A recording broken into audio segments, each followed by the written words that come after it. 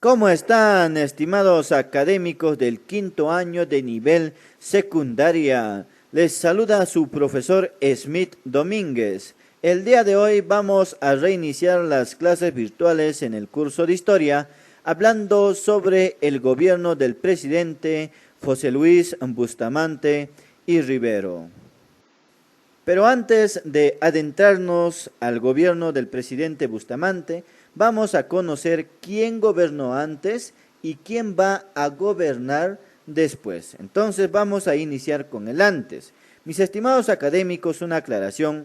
El presidente Bustamante va a gobernar el Perú desde el año de 1945 hasta 1948. Pero antes a su gobierno va a venir el primer mandato del presidente Manuel Prado y Ugarteche, quien va a estar a cargo del mandato presidencial desde 1939 hasta 1945. Y si nosotros nos fijamos bien, 1939 y 1945 es también la cronología del desarrollo de la Segunda Guerra Mundial. Y después del mandato del presidente Bustamante va a llegar al poder el presidente Manuel Odría, quien va a estar a cargo del Perú desde el año de 1948 hasta 1956, en una etapa que se conoce en la historia como el Ochenio de Odría. Entonces ya sabemos quién gobernó antes y quién gobernó después. Pero ahora, ¿cómo llega José Luis Bustamante y Rivero a la presidencia? Resulta que faltando poco para que termine su mandato, el presidente Prado y Ugarteche va a convocar a elecciones y obviamente se van a presentar un gran número de candidatos y uno de ellos va a ser Bustamante, quien se va a presentar o va a estar apoyado por el Frente Democrático Nacional y asimismo va a recibir el apoyo total del Partido Aprista Peruano. Entonces es así que va a ganar las elecciones y el 28 de julio de 1945 va a juramentar como nuevo presidente de la República Peruana. Sin embargo, mis estimados académicos, desde el inicio de su gobierno, el doctor Bustamante y Rivero va a tener que hacer frente a un malestar social y a un malestar político. Un malestar social, ¿por qué? Recordemos que el presidente Bustamante va a gobernar el Perú luego de haber concluido la Segunda Guerra Mundial. Por lo tanto, a nivel nacional va a escasear los productos alimenticios. Entonces va a haber una agitación social en busca de mejoras alimenticias. Eso es por un lado. Por otro lado, mis estimados amigos, el APRA, que en un principio había apoyado la candidatura del presidente Bustamante, ahora se va a divorciar de este presidente. ¿Y por qué se va a divorciar?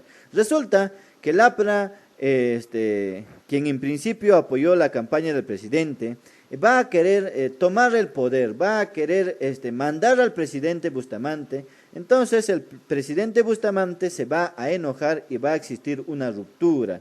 Por eso es que se va a producir este acontecimiento. Entonces el APRA pasó de apoyar al presidente Bustamante a estar en contra o a oponerse al mandato del presidente Bustamante. Es así que el 3 de octubre de 1948, el Partido Aprista Peruano o el APRA, Alianza Popular Revolucionaria Americana, va a iniciar una sublevación en el Callao con el apoyo de algunos marineros. Sin embargo, esto va a fracasar, ¿no?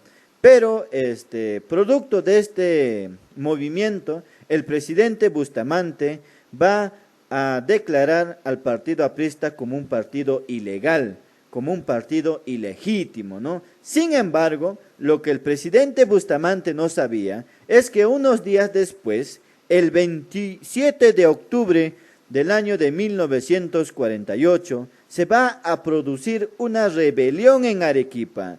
Y quien va a dirigir esta rebelión va a ser este señor, Manuel Odría. Manuel Odría va a generar la rebelión de Arequipa y producto de esa rebelión de Arequipa, el presidente Bustamante y Rivero va a ser destituido y va a ser desterrado a Buenos Aires, Argentina. Entonces, es así que se va a producir la crisis o la caída del mandato del presidente Bustamante.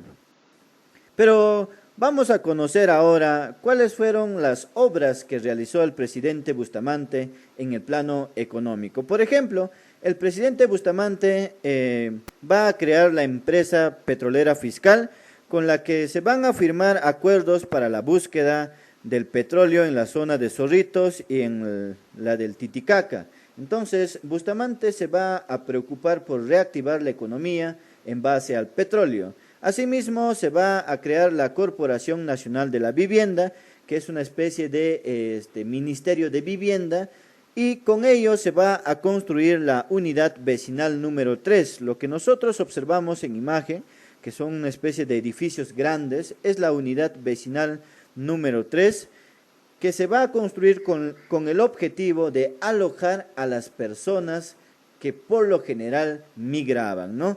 Entonces se va a preocupar también el presidente Bustamante por el bienestar de la población. Asimismo, el presidente Bustamante se va a preocupar por el tema irrigacional, ¿no? Sobre todo en la costa norte del Perú va a crear algunos puestos de irrigación. Asimismo, el presidente Bustamante va a mejorar las vías, sobre todo la carretera central que va de Lima a Huánuco y hacia la selva peruana. Y ajeno a ello también, el presidente Bustamante va a priorizar el turismo y es así que se va a crear la Corporación del Turismo.